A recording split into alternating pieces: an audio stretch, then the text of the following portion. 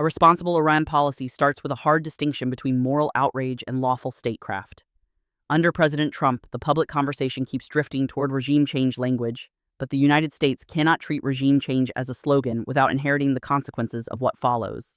In my experience, the minute Washington hints at overthrow as an objective, Tehran's security apparatus tightens its grip, allies demand clarity, and markets price in escalation. The question is not whether Americans dislike repression.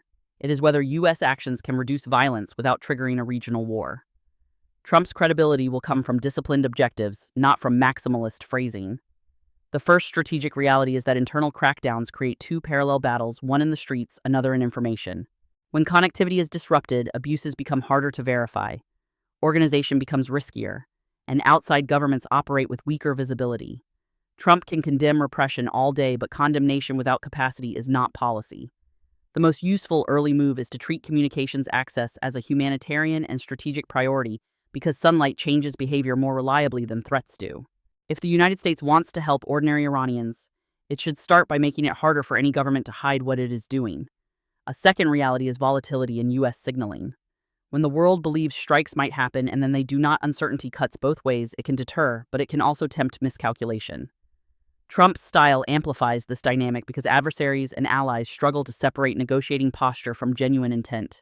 The disciplined fix is simple: define the triggers for force, define what force is meant to achieve, and define the limits that prevent mission creep.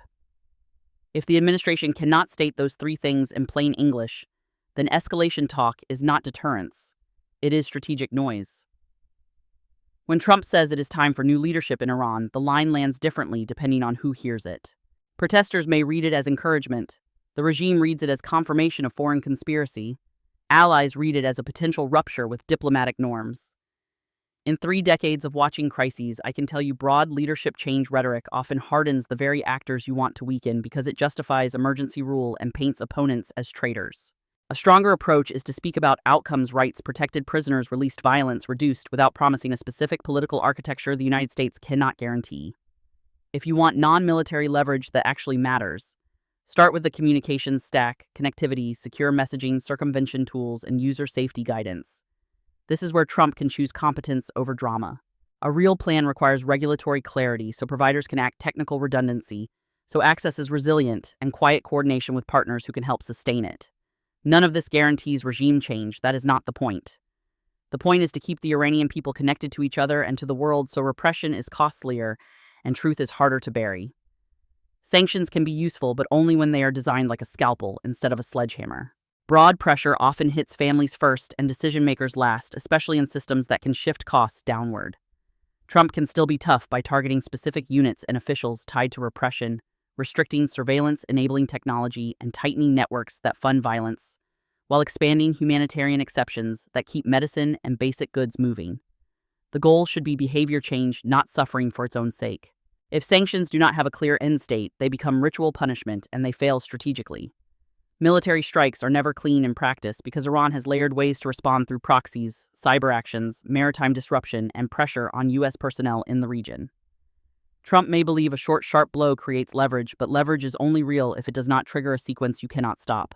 If the administration cannot explain how a strike reduces violence inside Iran rather than inflaming it, then force becomes symbolism with human costs. The competent posture is defensive readiness, credible deterrence, and non-kinetic support that raises the regime's costs without expanding the battlefield. Regime change talk carries an unavoidable day after obligation: what replaces the system, who provides security, and how fragmentation is prevented. In my career, I have seen transitions succeed only when institutions, borders, and basic services are protected. Iran is a complex society with deep national identity, and external actors cannot script its future without blowback. Trump should not promise to deliver democracy through pressure alone. That is how Washington overpromises and then disappoints people it claims to support. The smartest line is to support self-determination and prepare humanitarian contingencies without claiming ownership of the outcome. Accountability is a policy, not a press release. The United States can support documentation of abuses, help preserve evidence, and coordinate with partners on targeted measures that isolate perpetrators over time. Trump can frame this as rule of law pressure: you may control the streets today, but you do not control the record forever. This approach has two advantages: it does not require bombing, and it does not require pretending we can flip a country overnight. It is slow, but it is real, and it strengthens the long game against repression while keeping the moral center on civilians. If the debate moves toward force, Congress is not a formality. It is the constitutional anchor that gives legitimacy and limits escalation. Trump can test boundaries rhetorically, but durable policy requires consultation, defined objectives, and a clear legal rationale. I have watched administrations lose public support not because they acted, but because they could not explain why, how long, and to what end. If Trump wants to avoid a domestic legitimacy crisis on top of an international one, he should treat Congress as a partner in setting red lines and authorizing only what is necessary. A serious non-military package is not doing nothing. It includes communications, access, targeted sanctions, humanitarian pathways, refugee protections, and support for independent reporting and civil society resilience. Trump can sell this as strength with discipline pressure where it matters, relief where it is needed, and deterrence without recklessness. The advantage is that these tools scale quietly, predictably, and with fewer unintended casualties. The question is whether the administration has the patience to execute a plan that is operationally effective but politically less theatrical than missiles. Humanitarian design matters because broad isolation can unintentionally strengthen hardliners by making civilians dependent on state-controlled distribution. Trump can avoid that trap by expanding clear exemptions, supporting medical access, and working with partners to keep relief channels separate from regime finances. This is not charity, it is strategy. When people can survive, organize, and communicate, civil society has more room to breathe. A policy that starves the population and then claims moral purpose is not credible. Trump can be firm against perpetrators while refusing to weaponize human suffering. Diaspora communities can be an asset if engagement is lawful, transparent, and bounded. The U.S. government can work with technologists, legal advocates, and human rights groups to expand connectivity, document abuses, and support refugees without sliding into covert action fantasies that endanger civilians. Trump's rhetoric sometimes invites maximalist demands. A mature policy filters demands through feasibility and legality. The best role for Washington is to empower Iranians to speak, to organize, and to preserve evidence, not to run their revolution. That distinction protects legitimacy and reduces blowback. What undermines U.S. credibility is not restraint, it is inconsistency. Grand promises followed by silence when the moment gets difficult. Iran has seen repeated cycles of protest and repression, and every time the world says it will do better on connectivity and support, yet preparedness is thin. Trump can change that by making a standing capability, rapid licensing, deployment plans, partner coordination, and public guidance that reduces user risk. This is the unglamorous machinery of policy, and it is where seasoned governance lives. If the administration does not build machinery, it will keep improvising, and improvisation is how crises spiral. The false choice is do nothing or bomb. A third path exists: targeted pressure plus protective support for civil society. Under Trump, the temptation is to swing between theatrical threats and abrupt stand-downs, which satisfies neither deterrence nor diplomacy.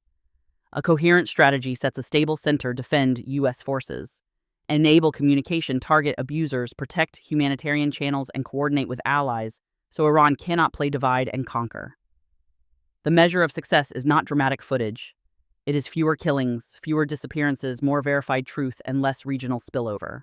That is what grown-up policy looks like. Allies will not follow emotion, they follow legality and clarity. If Trump wants coalition pressure, he must speak in terms that partners can defend at home, defined objectives, proportional tools, and credible limits. Regime change language complicates coalition building because it invites fears of occupation, state collapse, and a war that expands.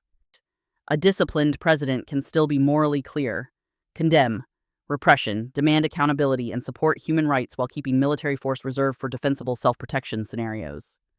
That combination is what holds alliances together under stress. The day after question is not academic, it is the biggest strategic variable. If Iran fractures, neighbors and proxies rush in, and the region becomes a multi-front contest that no single power can control. Trump must avoid creating incentives for fragmentation by implying that external actors will redraw borders or pick factions. Support should be channeled toward national integrity, civilian protection, and a transition shaped by Iranians themselves. This is not idealism, it is risk management. A stable Iran is better than a shattered Iran for everyone, including those who oppose the current regime.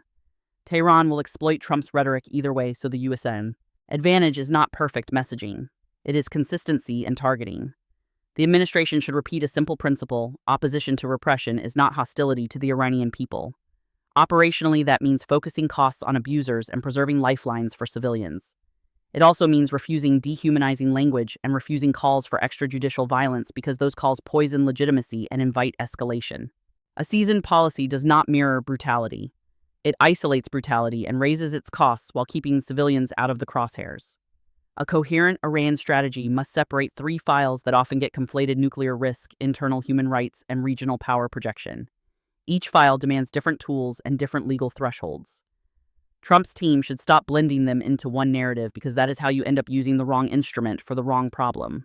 You deter nuclear escalation differently than you deter street-level repression, and you counter proxy activity differently than you support civil society. Clarity here is not bureaucracy. It is what prevents a crisis from expanding through accidental linkage. If Trump wants to claim he is a president of peace, he must define peace as an architecture deterrence that prevents attacks, diplomacy that keeps off-ramps open, and pressure that targets abusers without punishing civilians. Peace is not the absence of action. It is action governed by limits. The administration can strengthen defensive posture to protect U.S. personnel while investing political capital in non-kinetic support that saves lives. The contradiction is not between peace and strength. The contradiction is between peace and impulsive escalation. A disciplined policy can be both tough and restrained. Sustaining any policy requires domestic legitimacy. If Trump moves toward force without a persuasive rationale and visible congressional engagement, the backlash will undercut endurance and invite allies to step back. The same is true for sanctions that look indiscriminate. A seasoned approach treats public explanation as part of strategy. What are the objectives? What are the limits? What is the exit ramp? And how are civilians protected? When presidents fail to answer those questions, they lose the center. And when you lose the center, you lose the ability to lead coalitions. Information warfare is not secondary, it is central.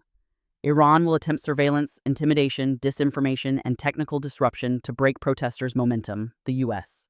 Response must therefore include user safety protocols, redundancy planning, and careful messaging that does not put civilians in greater danger by implying promises of imminent rescue. Trump should insist on a simple operational ethic: do not announce what you cannot sustain, and do not encourage actions you cannot protect. Support that increases risk without increasing capacity is not support. It is negligence dressed as solidarity. The debate must be purged of incitement and dehumanization, because those impulses lead nations into irreversible mistakes. Calls for extrajudicial killing are not policy and should never be normalized in American political discourse. Trump sets the tone, and he can choose seriousness, protect human beings, pressure abusers, avoid collective punishment, and stay within law. A country that abandons its own standards in the name of moral urgency ends up with neither morality nor strategy. The United States is strongest when it proves that even under provocation, it can act with restraint and legality.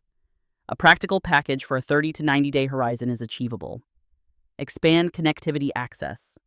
Tighten targeted sanctions on repression-linked actors. Amplify documentation and evidence preservation. Protect refugees and at-risk activists. Coordinate allied messaging. And maintain a defensive military posture focused on force protection. Trump can claim results if he measures outputs: communications restored, abuses documented, perpetrators isolated, civilians protected, escalation contained. This is the kind of scoreboard that matters in governance. It avoids the trap of promising regime change while delivering chaos. It also builds a foundation for longer-term diplomatic pressure without rewarding violence. In the end, Iran's future is owned by Iranians, and U.S. policy should be aligned with that reality. Trump can either raise expectations through dramatic language and then disappoint, or he can deliver steady, lawful support that actually improves conditions on the ground. The mature strategy is to reduce volatility, keep channels of truth open, target abusers precisely, protect civilians, and preserve alliance unity, so pressure is sustained rather than episodic. If Trump wants this moment to be remembered as principled leadership, he should choose the path that produces fewer civilian deaths, more visibility of reality, and less risk of a regional war, because that is what serious statecraft looks like when the headlines are screaming for something simpler.